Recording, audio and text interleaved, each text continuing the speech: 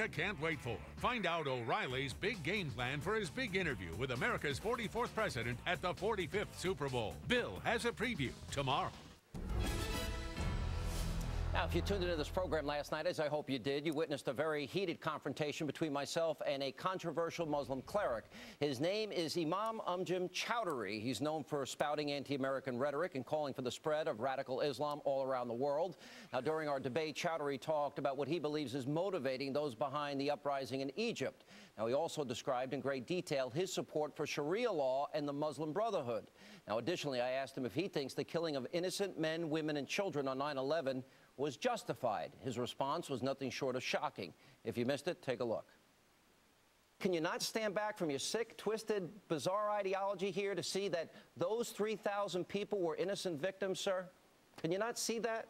You know, Mr. Hannity, you have a truth phobia. Whenever I turn the table on you and I talk about the reality, you want to avoid it, you want to talk over me. Your viewers will see through your lies and your propaganda. My lies, my propaganda. The Americans are the biggest criminals, in the world today.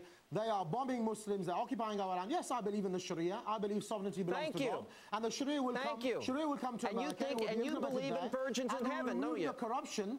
It will remove the corruption of democracy and freedom and all of your exploitation. You are worried because you know Islam is coming to your backyard. Islam is coming to your backyard. Joining me now to help break down last night's debate is the president for actforamerica.org, Brigitte Gabriel. Brigitte, I hope you saw it in full. So, and I know you're very well aware of who this so-called imam is, the one I call the mean, sick, miserable, evil SOB, but which I believe he is. Your reaction? He is, and I congratulate you on that interview yesterday. I watched it in full.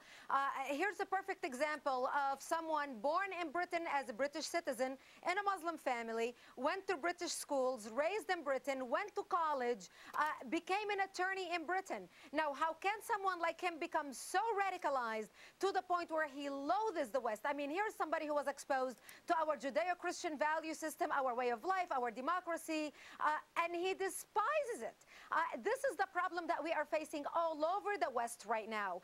And you tried to nail him on talking about the innocents. I mean, these people that died on September 11th, they were innocent people, and he couldn't bring himself to say that, and here's why.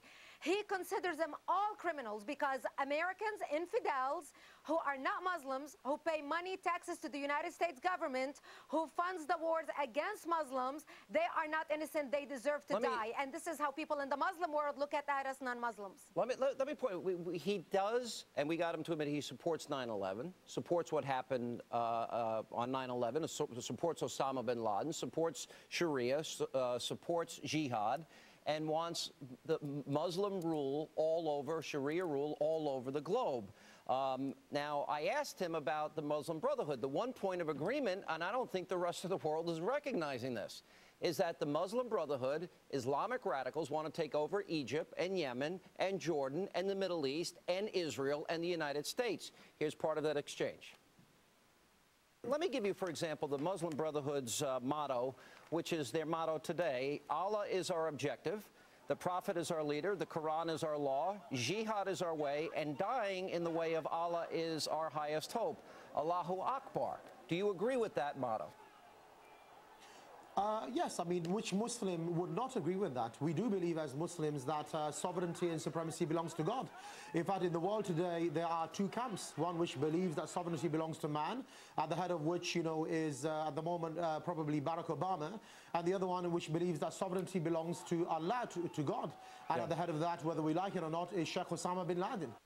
One of the more revealing moments, Brigitte, because and I think people around the world, Great Britain, France, Belgium, and even in the United States, are having a hard time coming to a grip with what radical Islamists believe. And the question is, how many of them agree with them? I think the numbers are too great that we must contend with this radical view.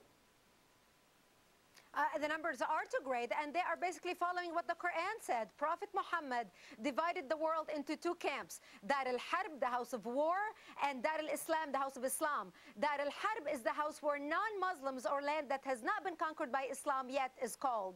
And that's what he is referring to. And this is exactly what the Muslim Brotherhood tried to preach all over the world. You know, in their plan, which you and I discussed on your radio program yesterday, they wrote a plan, a 100-year plan for radical Islam to infiltrate and dominate dominate the West. In the counterterrorism circles, this plan became known as the Project. Now, they wrote the Project in 1982. Since 1982, we have seen the radicalization after the implementation of the plan in Europe. They're trying to do the same thing now in the United States. They wrote the plan for the United States in 1991 and began implementing it here. Now, what we are seeing is radicalism starting at university campuses by the Muslim student associations. It started in Britain, like he was radicalized. It's starting right now in the United States as well. The frightening thing, and I was bringing this up, was Juan Williams, now our own White House, is re-examining their relationship with this radical group, the Muslim Brotherhood. All right, I asked him about, just to show how radical, the idea that people would strap bombs on themselves or hijack airplanes or, you know, think that their children are martyrs if their children strap bombs on themselves and kill innocent men, women, and children. I had a very hard time getting an answer out of him. He deflects. He tries to monopolize time and turn the questions on me. I was prepared. I had read every interview that he'd ever done. But I just want to show you this exchange because I think it reveals a lot. We hear a lot about suicide bombers, and we hear a lot about when they kill innocent men, women, and children in the name of Allah as part of jihad, that they get 72 virgins when they kill innocent people and go to heaven. Do you believe that, sir? That's complete nonsense. Nobody kills innocent men, women, and children, apart from organizations like Blackwater and the ISI. So everyone who's been murdered in the name of jihad and their holy war, the infidels, he does believe this. This is what's frightening. If this is not fanaticism, you know, on a scale like fascism and Nazism, I don't know what is. This is pure Islamic fanaticism, and this did not start with Blackwater, and this did not start with the CIA. Under the banner of Islam, La ilaha illallah Muhammadun Rasulullah. There is no God greater than Allah, and Muhammad is his prophet.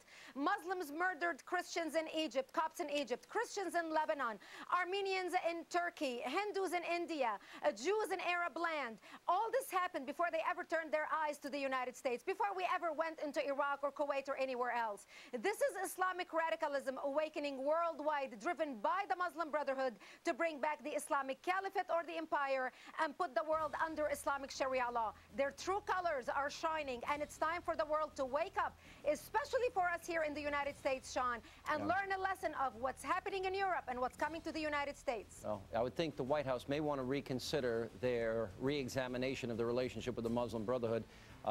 This is sick, miserable, and evil. And he is, and I hope people can wake up to the fact that what's really going on here. Brigitte, thank you for being with us. Thank you. And one quick programming note. This Tuesday night, the highly anticipated debut of former Defense Secretary Donald Rumsfeld's brand new memoir, known